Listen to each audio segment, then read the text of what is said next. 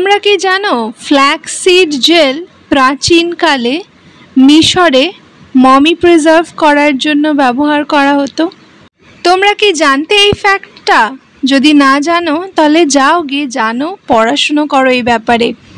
ঠিক একইভাবে রিঠা ফল মানে সোপনাট সারা রাত ভিজিয়ে রেখে ব্যবহার করা হতো চুল পরিষ্কার করার জন্য ন্যাচারাল শ্যাম্পু হিসাবে।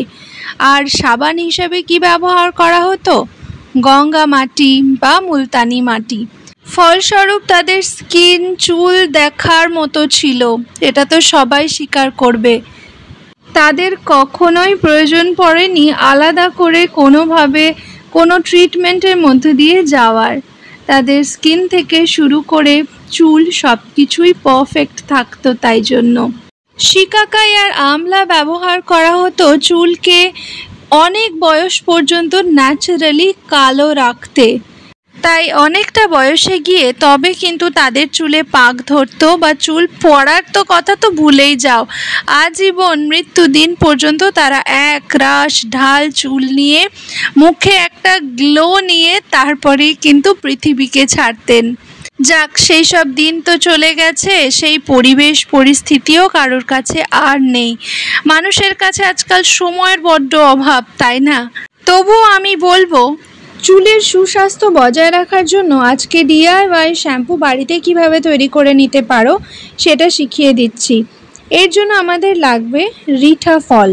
4 থেকে 5টা রিঠা ফল নিয়ে নাও। রিঠা ফল ন্যাচারাল সোপ হিসেবে কাজ করে। তারপরে লাগবে শুকনো আমলকি, তারপরে লাগবে শিকাকাই। 1 মুঠো শুকনো আমলকি নেবে, শিকাকাই নিয়ে নেবে 4টে, রিঠা ফল 4টে, মেথি দানা নেক্সট ইনগ্রিডিয়েন্ট, এটা নিয়ে নেবে 2 থেকে 3 চামচ, ফ্ল্যাক্স সিডও নেবে 3 চামচ মতো, 2 চামচ নিয়ে নেবে চায়ের পাতা।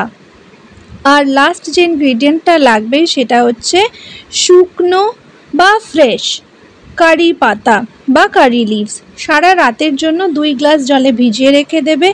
পরের দিন সকালে উঠে ভালো করে গ্লাভস পরে নিয়ে চটকে নিয়ে ছেঁকে জলটা নিয়ে নেবে। তোমাদের DIY শ্যাম্পু একদম রেডি হয়ে গিয়েছে। ছেঁকে নেওয়ার পরে যে জলটা থাকবে এইটাতে হাত নেড়ে নেড়ে দেখবে একা একাই কিন্তু প্রচুর পরিমাণে ফোম বা গ্যাজা উৎপন্ন হচ্ছে। এই হচ্ছে তোমাদের DIY ন্যাচারাল শ্যাম্পু। এইটা দিয়ে শ্যাম্পু করার পদ্ধতি হচ্ছে 10 মিনিট আগে ভালো করে চুলের গোড়ার থেকে লেন্থ পর্যন্ত মেখে রেখে দেবে, স্ক্যাল্পে ভালো করে মাসাজ দিয়ে নেবে। 10 মিনিট পরে তারপরে চুলটা প্লেন জল দিয়ে ধুয়ে নাও। আর একটা পদ্ধতি বলে দিচ্ছি, আমি যেভাবে শ্যাম্পু করি আমি এই ডিককশনটার মধ্যেই অ্যাড করে নিই আমার পছন্দ মতো শ্যাম্পু। তোমরা তোমাদের পছন্দ মতো শ্যাম্পু অ্যাড করে নিতে পারো। কী শ্যাম্পু অ্যাড করবো বুঝতে না পারলে ক্লিনিক প্লাসের ছোট 2 পাতা মিশিয়ে নিতে পারো।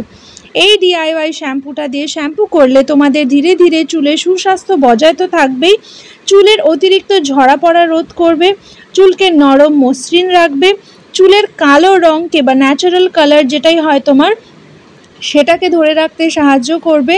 যাদের চুল পেকে গিয়েছে ধীরে ধীরে দেখবে চুল তার নিজস্ব ন্যাচারাল কালারে ফিরে আসছে, কারণ এই ইনগ্রিডিয়েন্টগুলো চুলের কার্টিলেজকে রিফিল করতে খুবই সাহায্যকারী উপাদান। ওভারঅল চুলে সুস্বাস্থ্য বজায় থাকবে। ন্যাচারাল ইনগ্রিডিয়েন্ট হয়তো সময় নেয় নিজের রেজাল্টটাকে 100% দেখানোর জন্য, কিন্তু একবার যদি তোমরা ন্যাচারাল ইনগ্রিডিয়েন্টের উপর ভরসা করে ব্যবহার করতে থাকো কেমিক্যাল প্রোডাক্টের দিকে আর তোমাদের তাকাতে ইচ্ছেই করবে না। ভিডিও ভালো লেগে থাকলে লাইক, শেয়ার অ্যান্ড সাবস্ক্রাইব।